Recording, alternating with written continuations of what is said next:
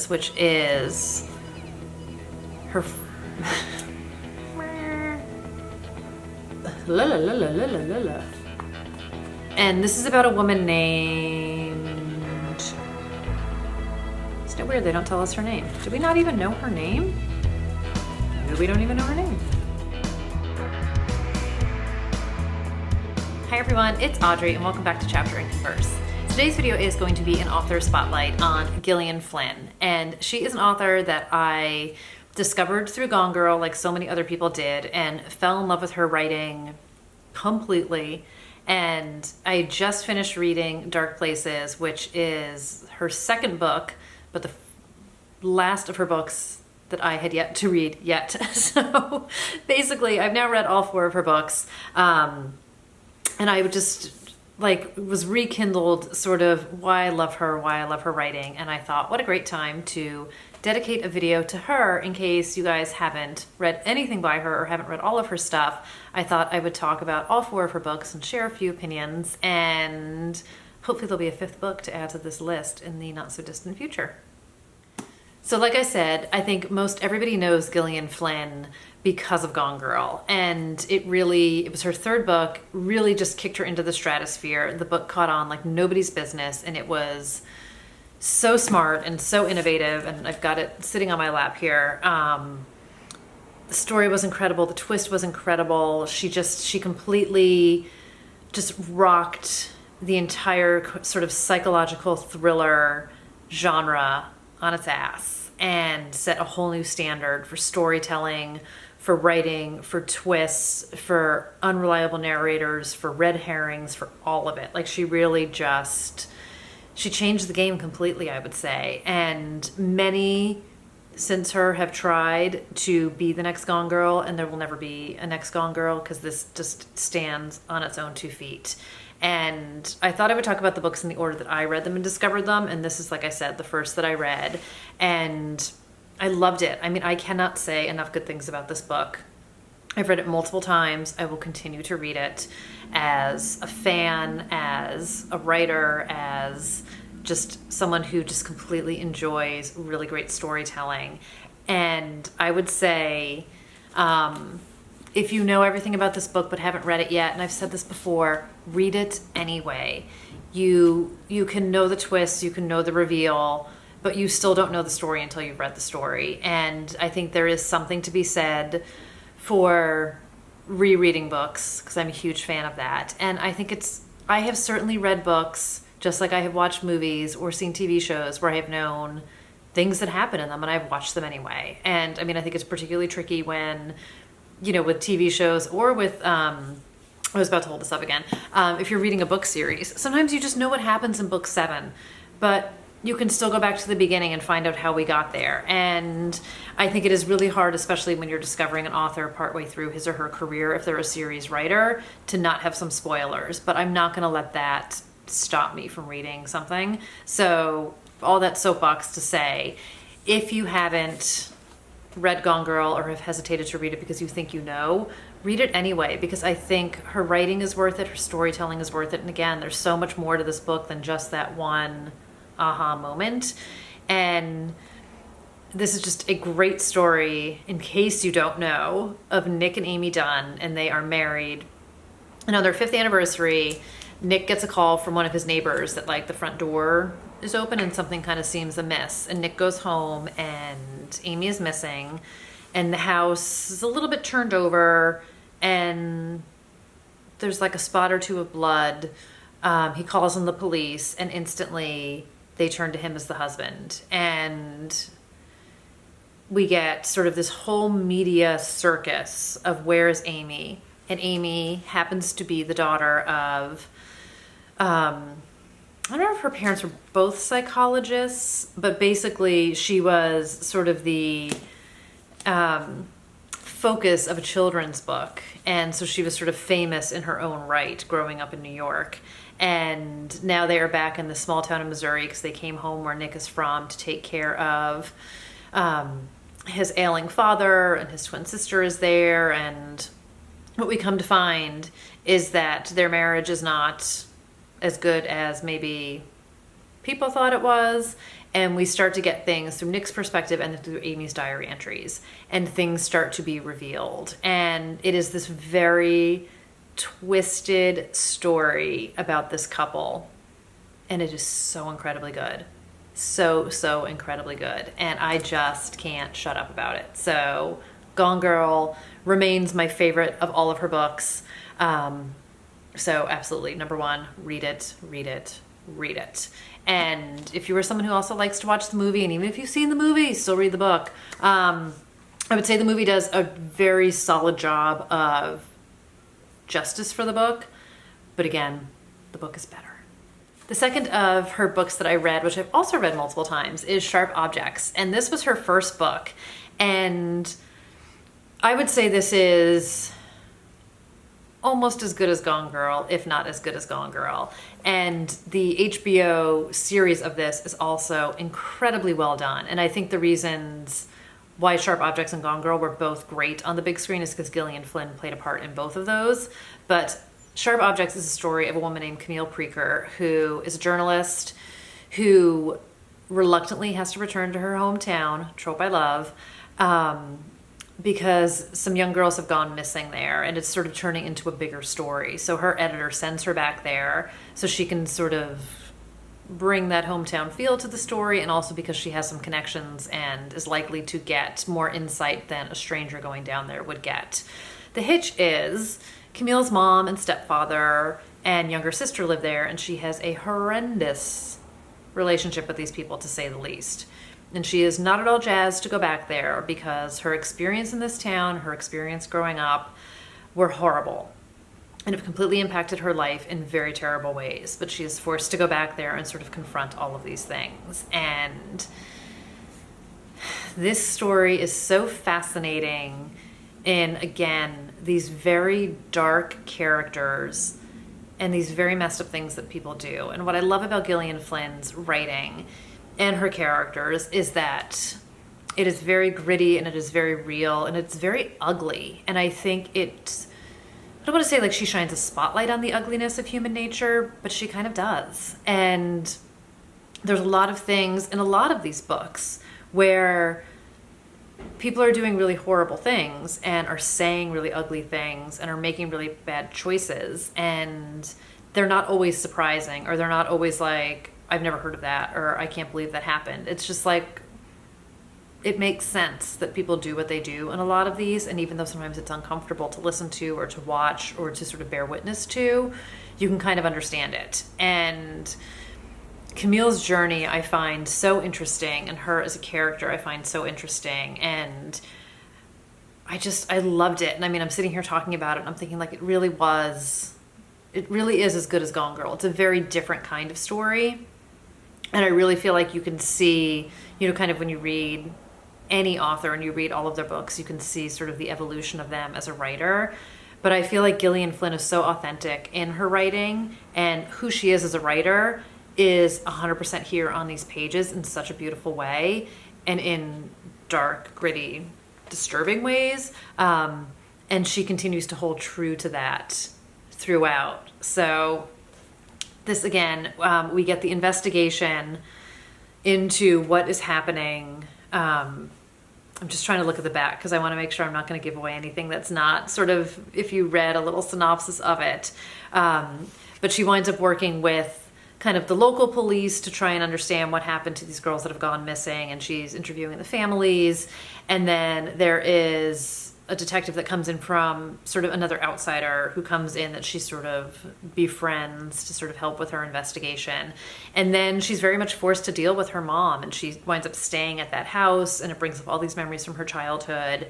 And we see things in sort of these multiple timelines about what happened when she was younger, and kind of what drove her away, and what her struggles are and her demons are.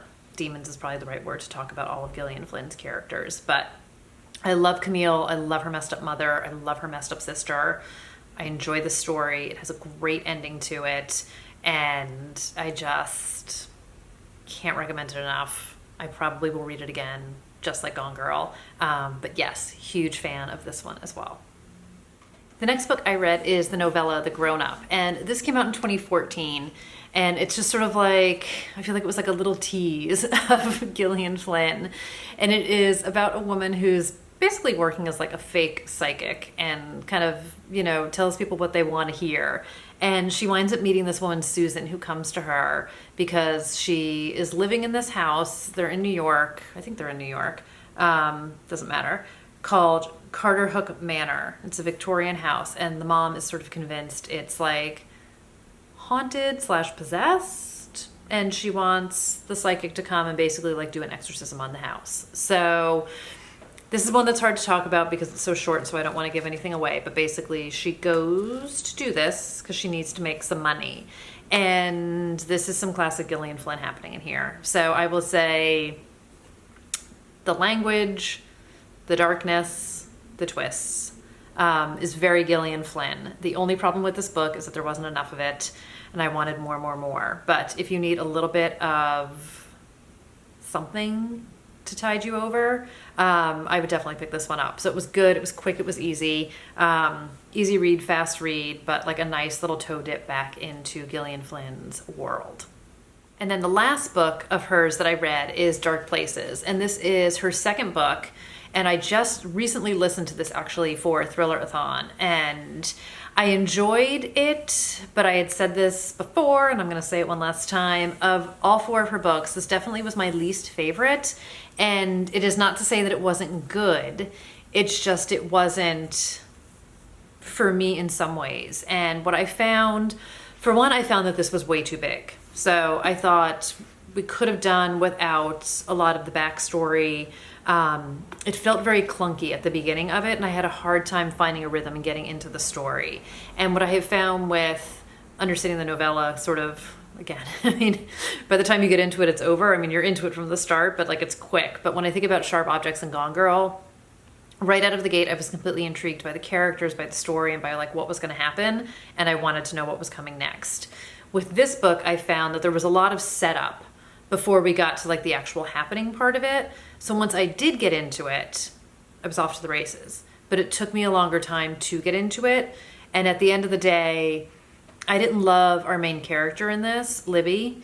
And I really, for all their messed up ways, loved Amy Dunn from Gone Girl and loved Camille Preaker from Sharp Objects. And even by the end of this, while there were moments where like I sympathized with Libby, or I understood her, or even if I was like angry at her for her choices or frustrated with her, as I have been with other characters, I never ultimately was like, I want to be back in her world, I would say. So I think there were a few things going on here, and I think part of it was I'm concerned that the audiobook might have had a little bit of distance with me with the story, and I feel like I wasn't totally in it. So what I do think I'm going to do somewhere down the road, kind of with a fresher perspective, is physically read the book. And I think I said this in another video, I think I missed some of the nuances from this and some of the subtle moments that Gillian Flynn is also really good with. Kind of like if you're listening to a TV show, but like you miss a knowing glance, so you miss out on part of it. I feel like I missed out on a few subtle references or a few just subtle moments in this book that maybe would have contributed to my overall liking of Libby. And then also so the core of this book is Libby is a survivor of her family being massacred, basically. Like shot, strangled, killed, horribly, and it plays out on the page graphically, which I feel like is something that I also like sort of like bristled at a bit, even though I can do a lot of like brutal on the page, but there was a lot of this that it was a little bit hard for me. But there was something that was harder yet in it. But anyway, so Libby survives this. She winds up escaping, and her mom and her 2 older sisters are killed, and Libby accuses her brother of having done it, and he goes to jail and is still in jail till this day. So this book is, I want to say like 25 years after the fact, and she was like 7 when it happened. And she's sort of been living off these donations of people who felt bad for her, and she was all alone, like her dad was gone. She winds up living with her aunt, has an understandably troubling childhood. doesn't come from a lot of money, doesn't really have any future prospects, doesn't do well in school, doesn't really get a job or anything. And when she was 18, she inherited kind of this pile of money. It was like $300,000 of people who had been donating to her over the years. And sort of, I think it's like 13 years later, she's basically worked her way through all of that money and is desperate for cash and doesn't want to have to get a job. And she is understandably depressed and just not in a good place. And what she winds up doing is accepting money from kind of this real murders club to speak at their club and to like sell off mementos from her family and to kind of look back into what happened that night all those years ago. Because a lot of people in this club, mostly women who have a strange love fascination with her older brother, are convinced that her older brother didn't do it. And Libby is forced to kind of rethink everything she thought she knew and go back to that night and sort of open the Pandora's box that she's had the lid on really tightly all these years. And she starts to think and find things that she's not expecting, I would say. And it's just, it's a lot of going back to that night. And so we see Libby's perspective in the present day, and then we see the story from her brother Ben's perspective and her mom's perspective in the days leading up to the murder. So you start to see sort of what led up to that night and then what actually happened that night, which again, warning, it's gross. And I just had a hard time connecting with all of it. And then there is this one sort of storyline theme throughout it about her brother and his friends that I just didn't like. So I just had a hard time getting into it. And I feel like that is part of what took me out of the story and what makes me like this one less than the other books. But I did enjoy her writing. I do enjoy her as an author. I think it was an absolute must read for anyone who's a fan of hers. And there are people who say that this is their favorite of hers. So, I mean, there's just different appeals and different characters for different people very much, but this is my video, so I'm talking about my opinion. So of the 4 books that she has written, this is definitely my least favorite, but I would say it's like a 3-star read. So it's not a bad read by any stretch of the imagination. It's just not one that I was as engrossed in as I was the other ones. So to recap, I would say I would read Gone Girl, Sharp Objects, The Grown Up, and then Dark Places. And that's the order that I read them in, and that's the order that I would rank them in. None of them are connected to the others. You can read them in any order you want. If you want to be sort of an authentic reader, you can do it in the order they were published, which Sharp Objects comes first. I would say if you haven't seen the HBO miniseries Sharp Objects or the movie Gone Girl, they are definitely worth watching after you've read the book. And if you've watched both of them, still read the books, because I do really think there's so much of Gillian Flynn that shows up in both of those movies / miniseries, but there's just something about her as a writer. And I would say whether you are just a reader at heart or you are a writer also, there's so much to be learned from her books, I would say, from style, from structure, from how she does her reveals to how she does her characters. And again, what I think is just so incredible about her is there feels like such an authenticity to her writing. And I've watched a lot of interviews with Gillian Flynn, which probably won't surprise anybody, but there's just something about her that I find very fascinating. And I don't know if I don't want to say like she's brave for being dark in her writing, but I feel like there's a real fearlessness to her and to what she writes. And I feel this way about a lot of other authors too. So I've recently finally just read a Karen Slaughter, and I feel like there's a real fearlessness in her. And I've talked about Jennifer Hillier's Jar of Hearts, and I feel the same way about that. And I think there's a part of me as a fan and as a writer that admires that part of it, and is trying to sort of glean some of that fearlessness in what I do. But I think there is such beauty to this writing, even though it is dark and ugly, and again, these messed up characters doing terribly messed up things. And there's just such beautifully crafted storytelling, and I feel like there is humanity to it also, and there is sort of some deep emotional holes that she goes down with these characters. And even though you don't always like them, you might be rooting for them, or you might be relating to them in some way, in some aspect, and maybe not exactly what their situation is. I hope not, especially if you're relating to Amy Dunn. But I feel like there's parts of it where there's just something about her characters and her writing that I think is just so outstanding and so fresh and unique still. And again, if you read Sharp Objects, you can see sort of that freshness and uniqueness there. And I just can't wait. And I know Gillian Flynn is busy doing so many other things, and she's been so involved with TV or movies or, more things on that side of the world right now. But I really, really, really hope that there's a book that comes out from her. I'm so desperate to read another story of hers. I'm so desperate to be back in her world. I just think she's incredible. So that is my love fest for Gillian Flynn. But let me know if you have read all of her books, what your favorite is, what your thoughts are on her.